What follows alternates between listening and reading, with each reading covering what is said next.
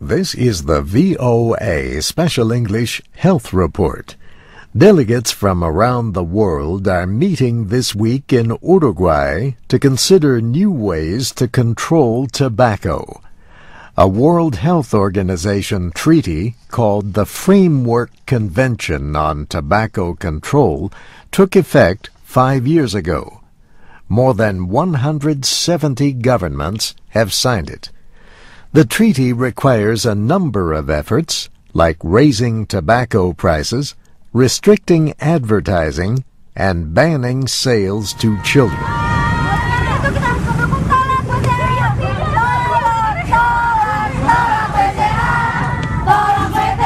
These high school students recently protested against tobacco companies at a trade show in Jakarta. Indonesia has not signed the international treaty, but its health ministry proposes to ban all forms of cigarette advertising. An official at the Indonesian Tobacco Alliance says his trade group agrees with banning all activities to promote cigarettes to the young. But he says tobacco companies should be able to market their products to adults, just like any other legal product. Tobacco growers are also concerned about several measures proposed at this week's meeting in Uruguay. One would ban additives traditionally used with burley tobacco. This kind of tobacco is grown extensively in Africa and used extensively in American-style cigarettes that are popular worldwide.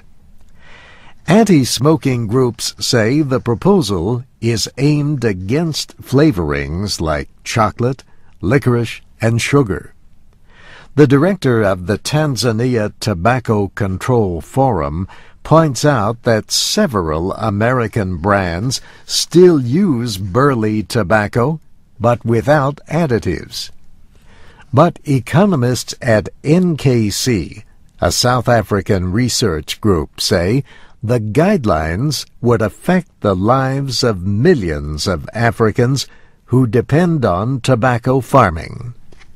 The report says nearly 4 million people in Mozambique, Uganda, Zambia, and Zimbabwe would be most seriously affected.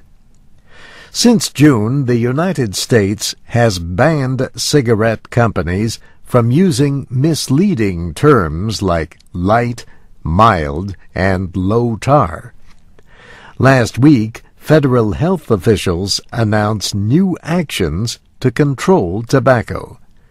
These include proposals to require larger health warnings on cigarette packages and advertisements.